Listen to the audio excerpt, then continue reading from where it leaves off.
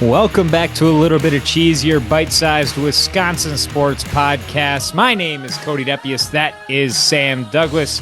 We are speaking to you on April 9th, 2026. April showers bring May flowers. It also may bring some legal battles to a street near you. We did not have any little bit of cheese last couple of weeks due to my basement flooding in the house that Bree and I purchased last September. So that's a conversation for another time. But Sam, that's how I'm doing. How are you doing? Cody, I'm doing well. It's a pleasure to maybe be the first one to wish you a happy early anniversary, right? You guys got a 1 year anniversary coming up. That's right. Yeah. Sam, you were there. A lot of people were there. We're going to Louisville, actually, this weekend. Bree has a work trip starting next Tuesday. So I said, let's make a road trip of it. We're going to go out to Cincinnati, catch a Reds game on Saturday, and see some other things. But, yeah, 1 year, man, it was a crazy year. It was quick. It was awesome. A little bit all the time. No, it was awesome. Best day ever. Now just 1 year coming up on the 12th. But, yeah, that's great. Brewers have been pretty good, too. I always love when baseball's back into the full swing here. The Brewers are 8-4. They were 8-2 if we would have talked just a couple days ago. But come to it now, the Brewers still, I mean, you can't complain about a 660 winning percentage out of the gate. You got a lot of great performers, but where I want to start the conversation today is the brand new news of today, the Brewers City Connect jerseys. Sam, I didn't see them, I didn't see him until about 15 minutes ago, so I got a pretty instant reaction, but I'd love to hear yours first. I love them, man. You know, I love any of the City Connect jerseys. I just think it's cool. Spice it up a little bit, as long as it's not, something that's too polarizing. I mean, the Bucks did a really weird blue a couple years ago. I'm here for it. Let some local art do its thing. I love, and I think the highlight of this jersey is the Bobber baseball.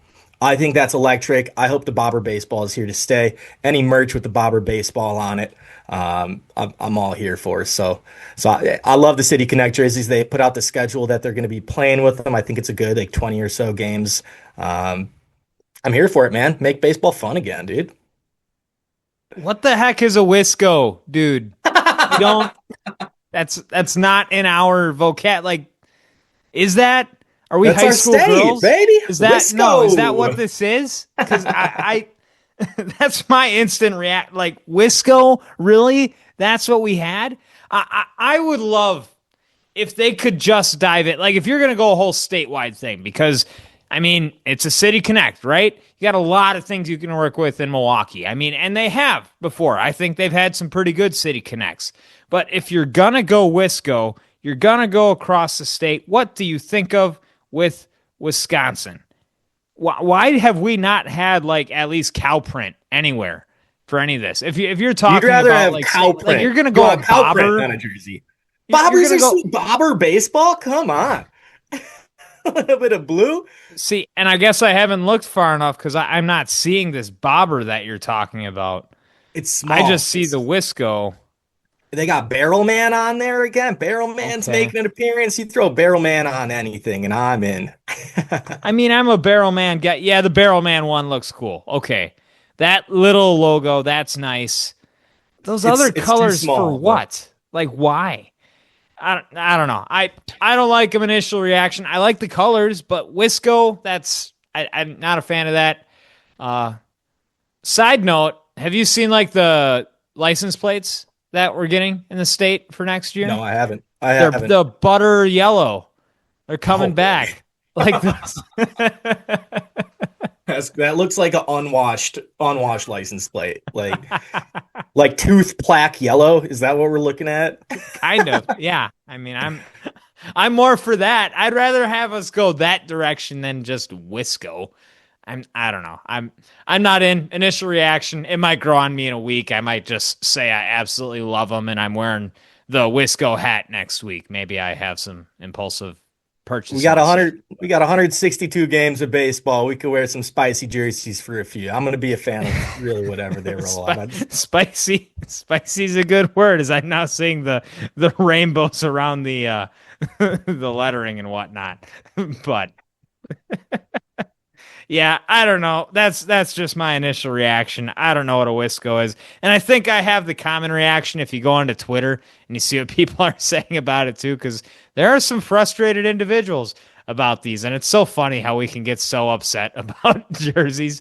But I mean it's an off day, man. You hate off days. It's baseball season. We need baseball every single day. We need a doubleheader every single day. We got a doubleheader Had last one, week yeah. too. That was fun. But bring The all the first double half was fun. headers. Get rid of off days. We're gonna boycott baseball unless we play every single day. But you want to talk about some actual things? There have been some injuries with the Brewers. For those of you that don't keep up every day, but I mean, if you're listening to this, you probably are. Jackson Churio, he has not played yet for the Brewers. He actually broke his hand. We talked a little bit about that, I believe, after opening day. But Andrew Vaughn broke his hamate bone on opening day, actually played through it a little bit, but then woke up later that night and his hand was all bruised and he said it was, quote, screaming.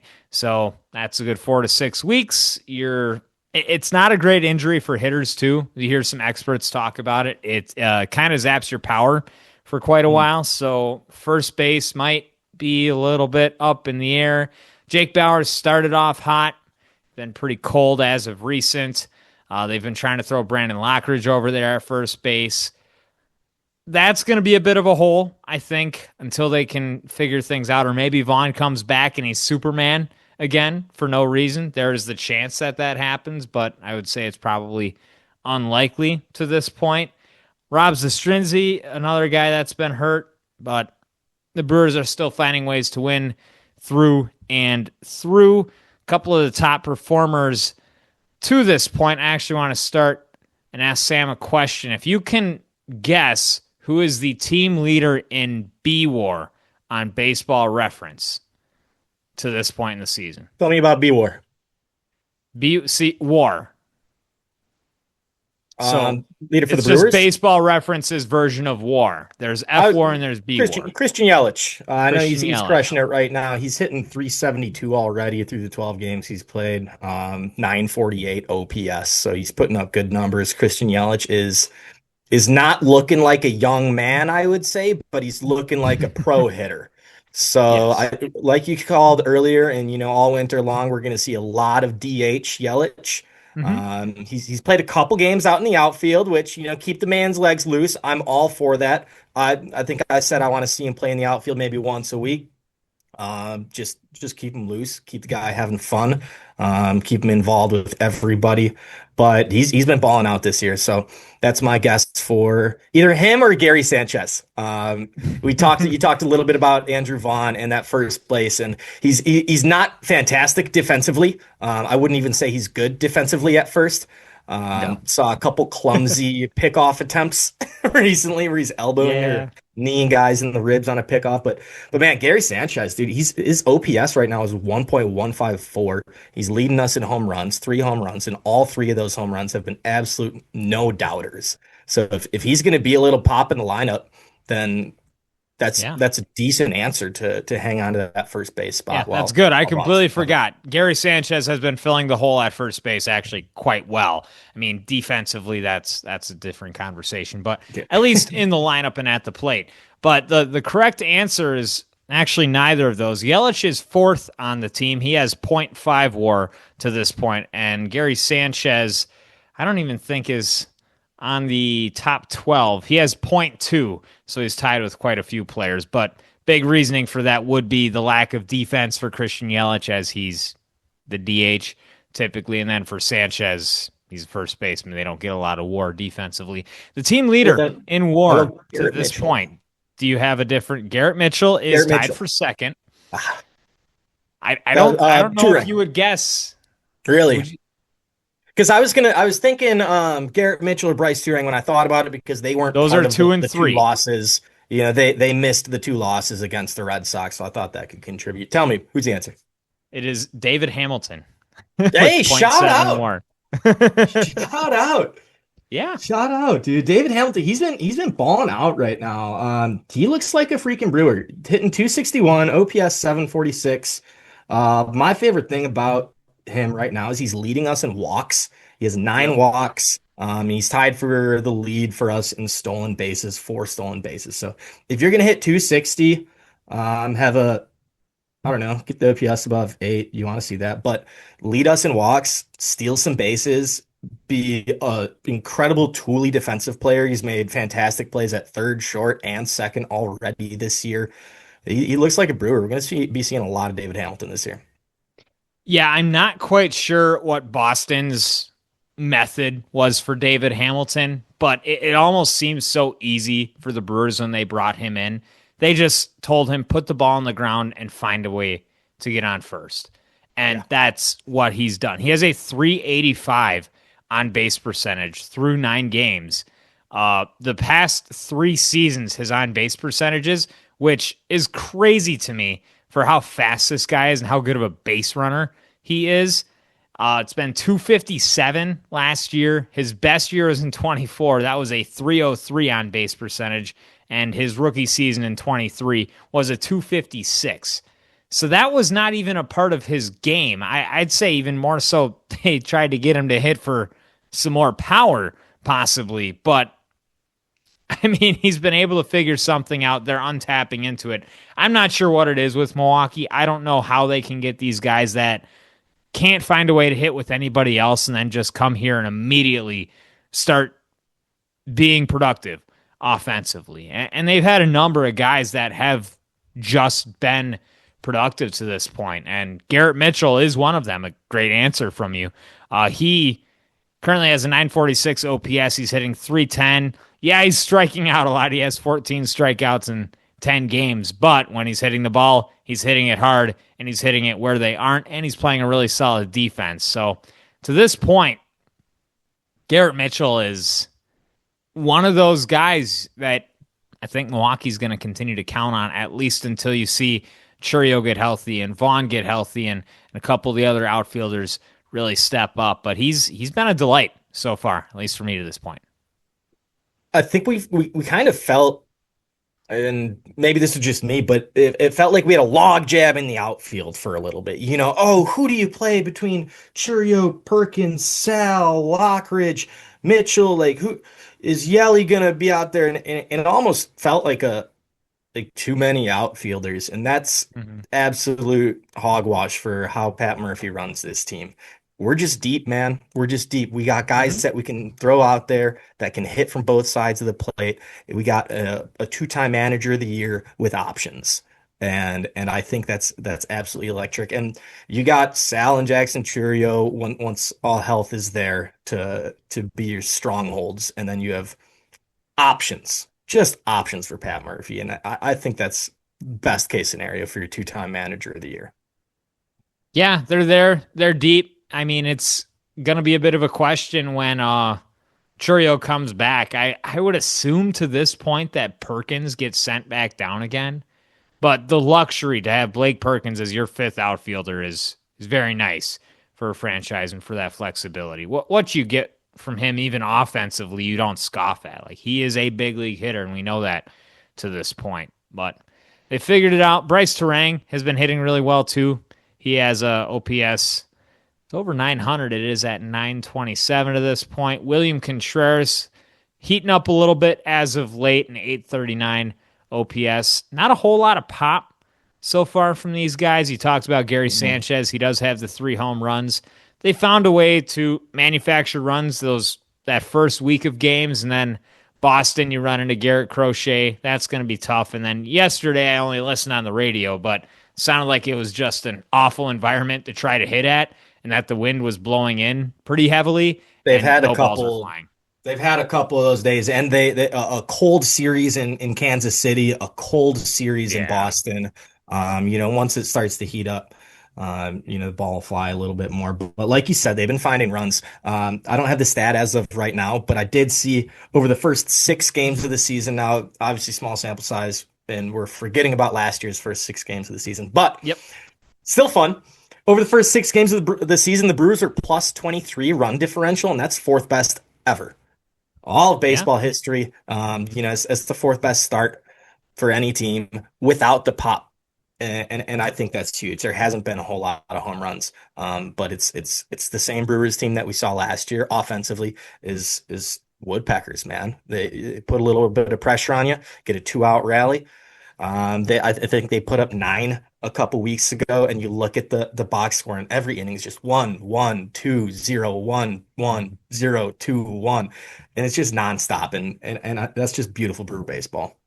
That Yeah. being said, looking forward to a couple home runs when Churio and Vaughn come back.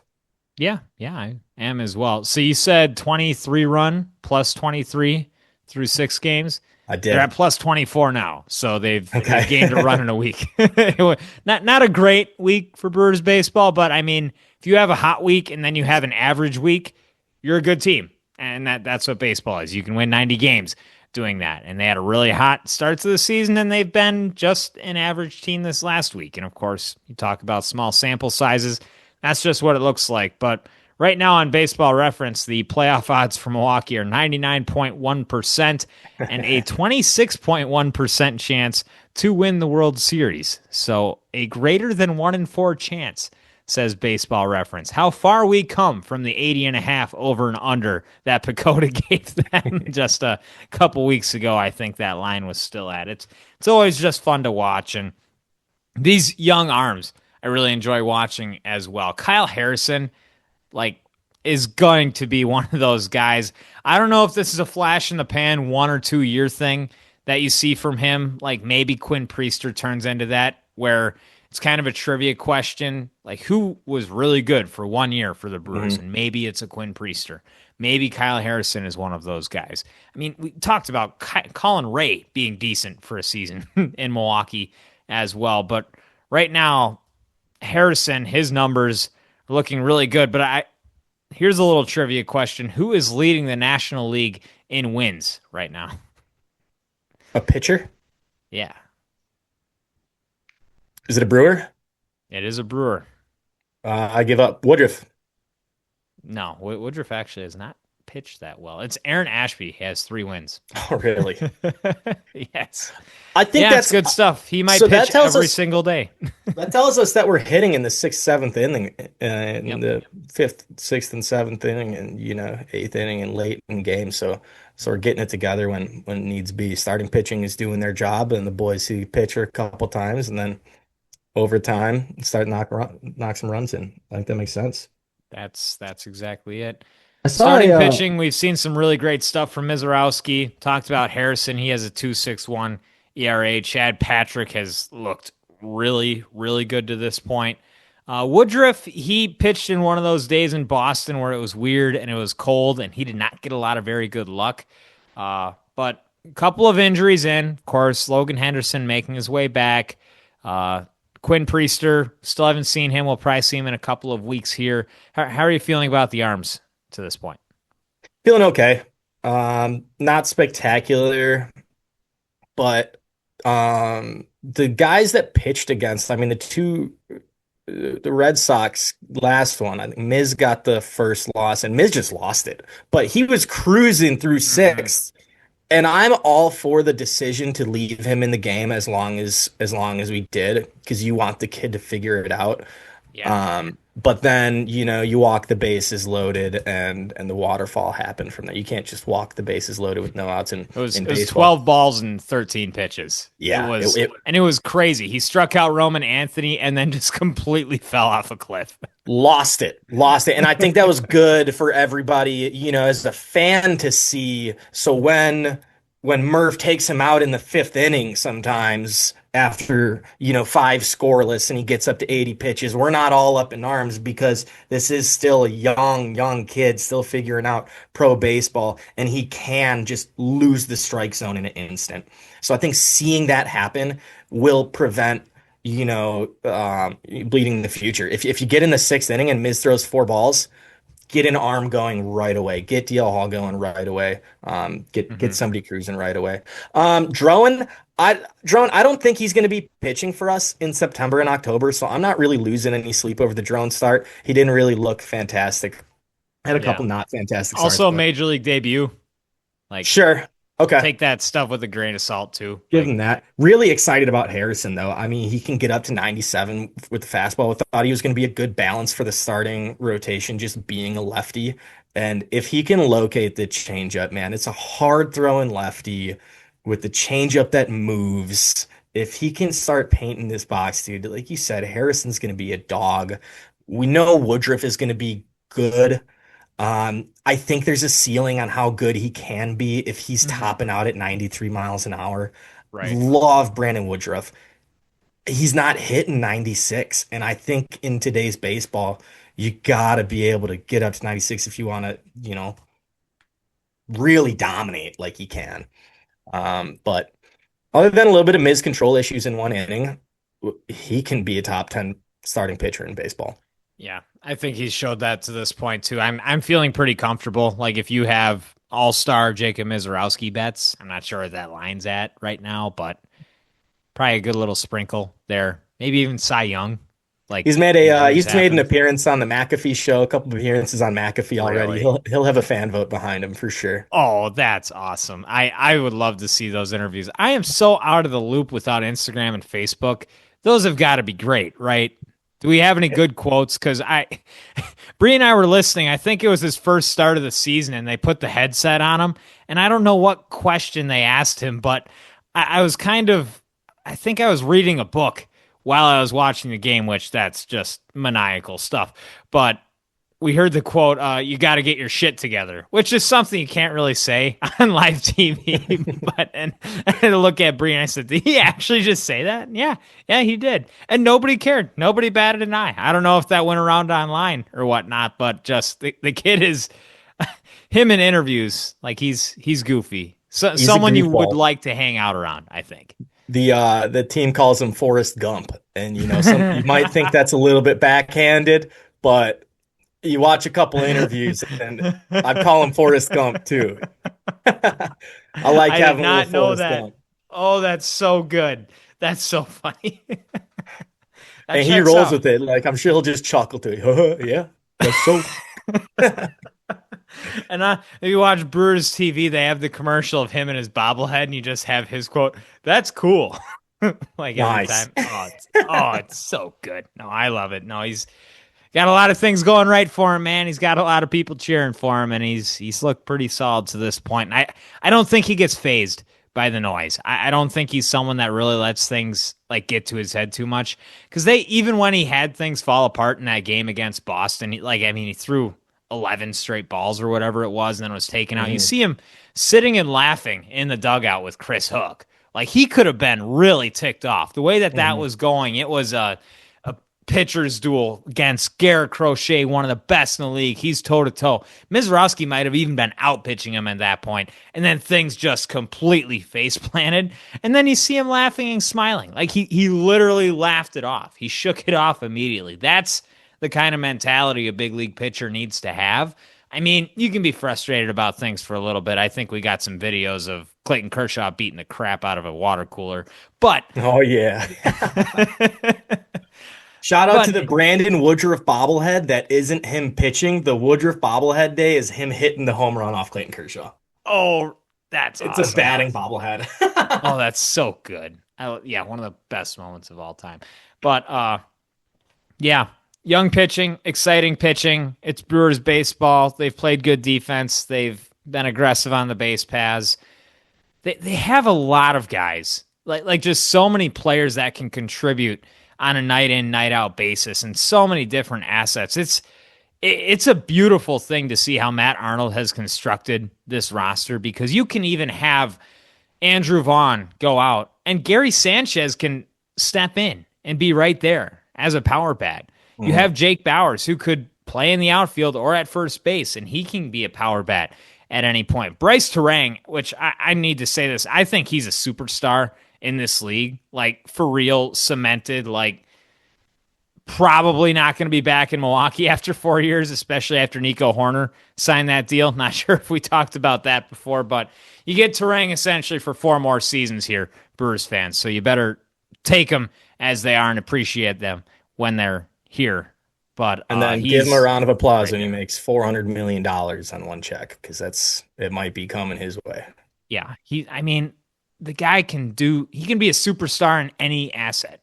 Like defense, base running. I think he's got a power bat now. He's hitting for It's average. Like it's yeah, everything. it's averaging. He's hitting doubles. He's leading us in doubles right now. He's got a triple on the year already. He's leading us in stolen bases. I mean, 927 OPS, and he Yeah. did it in the World Baseball Classic for Team USA. He was a standout player there. He's just getting better and better and better and better. And this is the team that brought him up from the minors 2 years ago. Three must have been 3, 4 years ago. Yeah. So watching the Bryce Turang arc into, like you said, being one of baseball's premier players has been Yeah. awesome. I didn't think it was possible, in all honesty. I was expecting which I think it was even said on the Brewer Fanatic podcast, like his first full season in the bigs. Like, if you can get 250 out of him, maybe he hits 10 home runs. Like, you got a really solid player the way he plays defense. And now we're talking about a guy, I think he could hit 25, 30 home runs. On last year, we were really excited. I think it was playoffs when Jackson Churio was auto walked. Was it last year or was it even the year before that? When they just gave Churio first base and we're like, that's kind of sweet to see. You don't see a lot. We saw that with Yelly, back in Mhm. 17, but it's been a while since we've had a hitter come up and we're not going to pitch to him. We've had a Yep. lot of guys that, can peck away at you and do their job, but we haven't had someone that we're not going to throw a single pitch, give him first base. And then we saw that with Churio, and that was really exciting. Then eighth inning on Easter, they give Bryce Turang first. And if we're leading off our lineup, Cody, with two guys that are auto walk candidates, um, that's trouble, man. And That's why Yelich has been really good he's too. been so good. And you Yeah. don't want to pitch to the first two guys, and you got Christian Yelich standing there. We'll see if Yeah. Andrew Vaughn can bring back a little bit of pop. I mean, the top four in our top four, top five in baseball, if Garrett Mitchell's whoever's going to stay hot at the time, Contreras. Murph's going to find him. A certified ball like hitter in this league. He's not going to be bad ever. Yeah. Our top five is guaranteed our top three in the order can play against the Dodgers. It's not crazy to say that this type of lineup can play against, Yeah. the Dodgers, the Yankees, somebody like that. It's the top four hitters are right up there with the best in baseball. I It's mean, 5 through 9. It's having your third baseman Renhefo hitting 167 right now. You got to see a little bit of up production at 488 OPS. Bowers is hitting 189. So there are a couple holes to be filled, and that's what's preventing us. When you face the Dodgers and Will Smith is hitting 7 in their lineup, that's no. that's when the Dodgers effect starts to take a toll on you. I think they had But Muncy at ninth the other night. Like it. it's nonsense. Yeah. And that's where there's just different levels here when you talk about depth. Like their worst hitter is like an all-star game candidate when you talk about it, at least at some point in his career. And here was Milwaukee. These guys can compete. And last year I think they could have competed with LA too. They just couldn't hit. And that was it was 4 games. They just could not hit the baseball. And that happens. You get through stretches like that. And if you can find that stretch where this team pecks away and they are pesky in the box and you have guys that are hot and Churio isn't dealing with a hamstring the whole time, you can run into things like that where you give yourself a chance. And it's going to be an uphill climb against teams like that. And all you're trying at this point to do is go win the NL Central. Chicago, they've been dealing with some pitcher injuries as well. They're going to be tough. They're going to hit. Bregman is there. They've got a really solid lineup. They can play defense. They still have some arms, and I think that bullpen's going to be good too. Go beat Chicago, win the NL Central, and then worry about things as they lay. But it's kind of a week by week process here. Make sure you keep guys as healthy as possible. They can take time off. Bryce Turang was dealing with some tendonitis this past week. They didn't want to keep pushing him. He sat out for 2 days. Like, keep working other guys in. You have enough depth and talent. I want to see Renhefo get at bats. I want to see him improve. I want to see David Hamilton, I think, almost every day at this point. I am a fan. I am at like I want to see David Hamilton t-shirts and jerseys like all over the state of Wisconsin. I think he is just supposed to be one of those guys that we fall in love with for this season. Like a Niger Morgan. type player. He Not feels like let me give you a better comp. How about Bill Hall 2.0? yes, yes, you're right there. Yeah. Yep. Like someone, I see Bill Hall t-shirt jerseys still in the ballpark to this day. I think David Hamilton, I think he can get to that point, at least in Brewers fandom. So big fan on that. All right, Sam, we're getting a little bit tight here towards the end. I want you to give a little bit of a rundown. I know there's Bucks Giannis drama. I don't know a lot about it, so I'm just going to let you take it. You got a couple of minutes here. Giannis says he wants to play, but the Bucks won't let him. He says if the NBA wants to do an investigation on the Bucks, then they should. You never like to see your superstar telling the NBA to investigate the team that he's playing for. It is not good. All the while, Doc Rivers is holding a team meeting and telling the players to look up his resume. Oh, So it's not going great in Milwaukee. Giannis wants an investigation on the Bucks. Doc is telling teams to look up his resume and that he's ready to spend more time with his grandkids. So good news, Doc will be gone. Bad news, there is some Giannis Bucks drama. I think a lot of it is on Doc. So if we clear that up, we can hopefully move forward a little bit. But the Bucks have a process. So the NBA did an investigation, and the Bucks have a process of ramping players up. You get 3-on-3s, 4-on-4s, 5-on-5s, then you start to play. And through this NBA investigation, they offered Giannis to start his 3-on-3s, and Giannis said no. He didn't show up to that training day. hmm. And it was part of the Bucks ramp up process. So they wanted to bring Giannis up to speed and get him playing in the way that the Bucks handle injured players and always have, and he didn't show up to the 3-on-3 drills that they offered him. He's come out. There's a lot of quotes out there. Have you ever seen a team treat a franchise player like this? Is something that he's said. So Ooh. it's not going great. Doc will be gone soon. Um, See, you're optimist, and you say that there's a chance that when Doc leaves, that they could smooth things over. yes. Yeah. Okay. I mean, this is still home for Milwaukee. We've been watching Alex and Thanasis play minutes together. Giannis loves that. This has always been his home. It would take Wait, a Alex lot. is there too? Yeah. Yeah, we saw a Alex to Thanasis alley-oop about a week ago, and Oh, it's you're from half kidding. court. Alex threw it. Thanasis Man, dunked I'm it, living under a rock. slammed the backboard, got the tech for it. Giannis loved it. Oh man. It's Okay. good stuff, and so Milwaukee's still home for Giannis. I want to give two other Bucks players shouts before we get to this fun little cheese grater. Shout out to Kyle Kuzma. We gave him a lot of flack. He has been an absolute bought in player for this team. Got to give Kyle Kuzma a whole lot of love. And when we do a little bit of Bucks season recap, I'll talk about Kyle Kuzma again. Um, he commented on a Giannis Instagram post saying, "Don't leave us, King."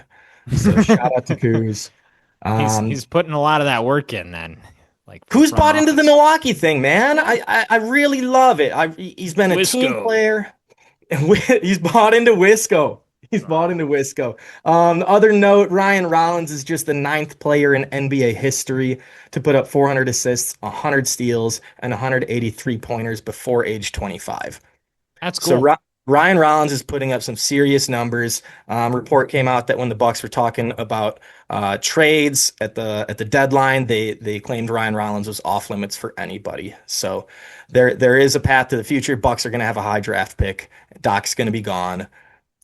This is it's not going great for the Bucks right now. But stay the But course, right? stay the course. There's a plan for the future. Cool, cool. Well, Sam did let me know he also has a really good cheese grater for us, so I'll let him kind of try to hit me with it. Stump the Cody. All right, Cody. I have the leading rushers by season of the Packers Mm, back to 2005. okay. I can give you their colleges and the number of yards if you want hints. Start at 2024. Okay, 24, Josh Jacobs. 23 23, that'd be Aaron Jones. would be. 22, Aaron Jones probably again. Sure Aaron is. Jones 21, Nope. Jamal Williams 21. Nope. Ooh. Um 803 yards out of Boston College. oh, Dillon? Oh, that's AJ crazy. Dillon. He did. AJ Dillon. 2020, that'd be Jones again. That's Jones again. 2019 was a really good Jones year, if I remember. Or was he hurt? Is 1,000 yards, but he might have had a lot of receiving. But yeah, Aaron Jones. 2018 is the last one. Jones. Aaron Jones. Okay. Before that, 2017, Ty Montgomery, maybe. pencil that in. Pencil in Ty Montgomery into 17. He might be 16 too. I'm gonna get some years messed up because it gets funky. You didn't have a good running back for like a long time. I know 2009 was, I'll work my way up. 2009 was Ryan Grant. He had 1,200. 2010, that was Brandon Jackson. It Then he was. had James Starks, 2011. It was. 2012, James Starks. Nope. This is the fun one. Oh boy. Oh, Dwan Harris. Is that in No, there? great shout though. uh Not Harris. Give me yards in college for 2012, please. 2012 with 464 yards out of Hawaii. Who led the Packers in rushing? Oh, that's not Dwan Harris. It's I know not. I can see him. I can't think of his name. We'll go to 2013, Eddie Lacy, That's 2014, mhm. Eddie Lacy, 2015, Ty Montgomery. That's another Lacey. That's another Lacy. Okay, 15, 16. Is that Montgomery? He had to have led the team one of those So years. I need to double check on 16 and 17 here. Okay. Um, because one Ty Montgomery went where for college? I'm not sure actually. Could you say the Sorry, college? sorry, I should have had this. Yeah, 2016 was Stanford, 2017 was BYU. So Stanford would have been uh that's Montgomery and then BYU is Jamal Williams. That's Jamal BYU? I Yep. believe. Okay. I need a You need I need a 2012 yet. That's 2012 gonna audio. be one we probably go to at the end here. 2008. Yep. I know we needed that would have been Rogers' first year. Probably Ryan Grant still. Oh, did I lose you, Sam? Oh, I think Brian I'm losing Grant. him. Oh, Got frozen 2008. Cody. Who is it? Gotcha. Is it Ryan 2008, Grant? Ryan Grant, got that. Ryan Grant out of Notre Dame. Yes, it 2007. is. I think that's also Ryan Grant. Also Ryan Grant. 2006. This is getting to very blurry years. Uh, I think Amon Green was still there. Bang, Yep. baby. Amon Green, 2006. Okay. So I'm literally missing 2012, and that's it. 2012, 2005, and 2010 are the ones we haven't covered. Oh, 2005. I would guess Amon Green again. It's not Amon Green. This is a really fun name. 2010, I know is Brandon Jackson. Yes. Yeah, we did get that. Yeah. Uh, Full year. 2012. It's like when DeJuan Harris was there. It was like that same season. I can't remember who the guy from Hawaii was. First initial A. I waved the white flag. I'm not getting it. AG. Nope. Alex Green. Alex Green. That was not gonna come. No, One that from the was bag. In 2005, one of my favorite Packer names ever. One of my favorite Packers growing up. He had an awesome run that wasn't that awesome. Shout out to Sam Congato. Sam Cangato. Is he the one? So he got in a lot of trouble, right? Is that guy, or was it? I don't know if he got in trouble. I know Najee Davenport got in trouble for breaking into a college girl's dorm room and pooping in her closet.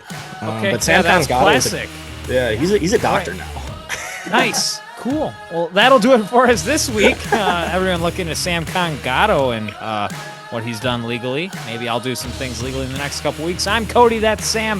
This has been another edition of A Little Bit of Cheese, the Bite-Sized Wisconsin Sports Podcast. Happy birthday, Curly Lambeau. Happy birthday, Curly. See you guys.